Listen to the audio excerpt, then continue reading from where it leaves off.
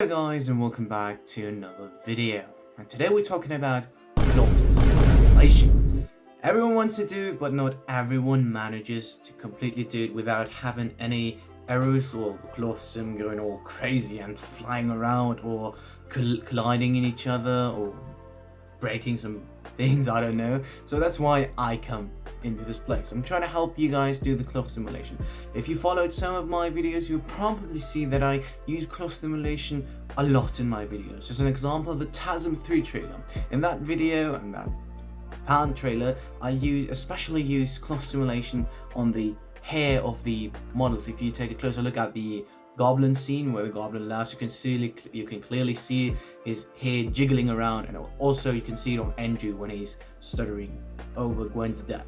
So what I'm going to show you today is how to do cloth simulation on hair, and also in addition, because everyone wanted it, to do cloth simulation on any kind of Spider-Man model, like to do any, like we saw in TASM 2, like how to recreate that in Blender. So let's get started.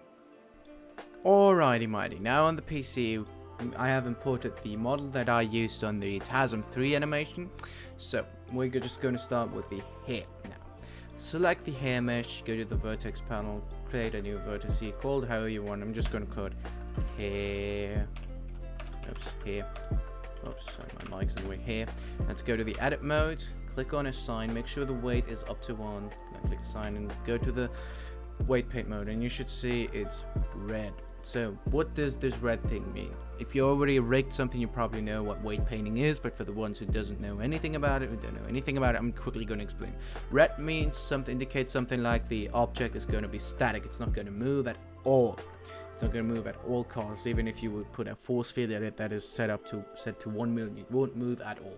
So what we're going to do is we're going to edit the weight of it. If you take a look on the left corner, you should see a panel called weight. Let's put that to 0.0. And now, what I usually do when it comes to weight painting, I think to myself, how would this move naturally? So what I'm going to do now, I kind of think that this part would move, would jiggle around a bit. So I'm going to weight paint this part. Doing a quick and rough thing about this, quick and rough. For weight painting, make sure this is also set up. And now this other side should jiggle too. Alright, and now if we take a closer look, we have that string here, that string that also would move. What I would do is put my weight to 0.1, and according to this, according to the model, just do this, weight paint it this side, make sure it's blue, it's more blue. The bluer the color is, like the more blue the darker the blue is, the more it's going to move. So now let's go to exit the edit mode and create a simple animation. I've already done that. The head is already moving. I create a basic head animation. So what I'm going to do now, select the hair, go to the physics panel, create a cloth, add the quality steps to 10. Now go to the shape, select the vertices selected. I called it hair. You can call it however you want, and now click on bake and let it do its thing. Alrighty, after letting it render to 50. Bake it. Now let's take a look at it, and we can see it moves nicely. Now let's take a look at it in a rendered view, see if it actually doesn't clip any way through. So I just added a simple studio light, so a studio HDRI. So now let's take a look at rendered view. Let me add denoising. Alright, let's look at it in rendered view, and we should see that this part is jiggling around. Perfect. So hair physics done. Hair physics is kind of done. Yeah, that's the basics of hair physics. And don't like just ignore this part. This is a problem with the mesh, right? This is an older version of the model. Yeah. So let's get to the body cloth simulation.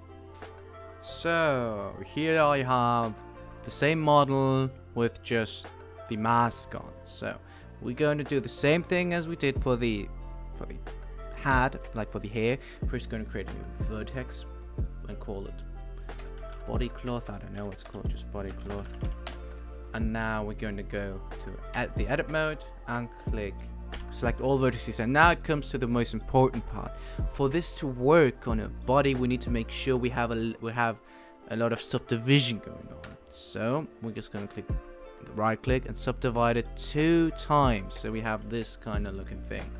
So now if you go back to the object mode, you kind of see it's getting rougher, but we can fix that with the subdivision surface modifier afterwards.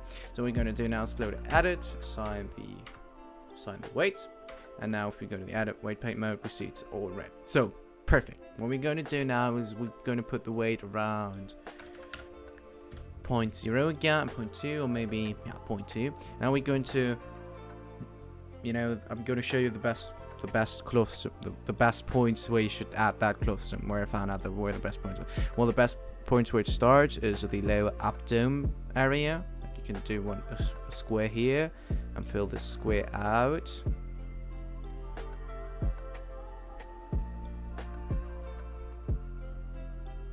And to make it look more natural, so it doesn't look like a square, we're going to add 2 knobs here on this side and 2 knobs on the downside, so it doesn't look so weird. So now what we're going to do is we're going to create 2 here, in this private area. We're going to go here, create 2 circles, go to the legs, create 2 here. Now for the upper parts, because I know that they're going to be a bit weird, we're going to go put the weight to 0.78, and then we're going to paint the shoulder area, behind the axis, and then do here. Perfect. Let's do it on the top of the arms too. Let's do a big point here, big point here. Yeah, come on. And now for the ones who want to do it on the neck too, this would look also good. Let's do that one too. Yep, on this side only. Alright, now what we're going to do is we're going to select blur, put the radius to 500, and blur it a few times so it gets blurred out, so it smooths in. Now we're going to create a quick animation.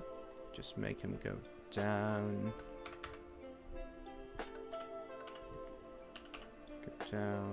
Oops, forgot to move forward. Let's go to frame 11. Keyframe it. Move. Oops. Keyframe it here again. No. I can't even create a quick animation one. Keyframe it here. Right. Nice. Balanced. Let's do one on the neck too, so we can see if that one worked out well as well. But that's a bit too much anyways.